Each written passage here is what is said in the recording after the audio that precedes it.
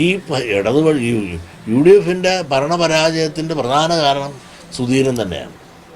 ഇതിനൊരു വൃത്തിയായും ഭംഗിയായും കൂട്ടായ്മയോടുകൂടി ഇന്നത്തെ മുഖ്യമന്ത്രി ഉൾപ്പെടെയുള്ള ക്യാബിനറ്റ് പോലും ഭരണം നടത്താൻ സാധിക്കാത്ത മട്ടിൽ പുറത്തു നിന്നൊരു ക്യാബിനറ്റ് തീരുമാനവും അഭിപ്രായവും പറഞ്ഞ് എല്ലാം കുഴപ്പിച്ച് മുമ്പോട്ട് കൊണ്ടുപോയത് ആരാണ്? ഇവിടുത്തെ KPCC പ്രസിഡന്റാണ്. ചില ന്യൂനപക്ഷങ്ങളുടേതായ വോട്ടുകളെല്ലാം അങ്ങോട്ട് കേന്ദ്രീകരിച്ച് LDFിലേക്ക് കൊടുക്കുവാൻ ഉള്ള ഒരു തന്ത്രം മെനയാനും അത് വിജയിക്കാനും അവർക്ക് സാധിച്ചു. അങ്ങനെ വിജയിക്കുവാൻ സാധിച്ചതുകൊണ്ടാണ് LDFിന് ഇത്ര അധികം വിജയം പലയിടത്തും കൊയ്യാൻ സാധിച്ചത്. അതവരുടെ വോട്ടിംഗ് പാറ്റേണും ഓരോ സമുദായങ്ങളിലും ഉള്ള സ്ഥലങ്ങളും അവിടുത്തെ പെട്ടിയിൽ നിന്ന് കിട്ടിയ ഓരോ വിഭാഗത്തിന് കിട്ടിയ വോട്ടുകളും നോക്കിയാൽ വളരെ വ്യക്തമായി മനസ്സിലാക്കാൻ സാധിക്കുന്നതാണ്.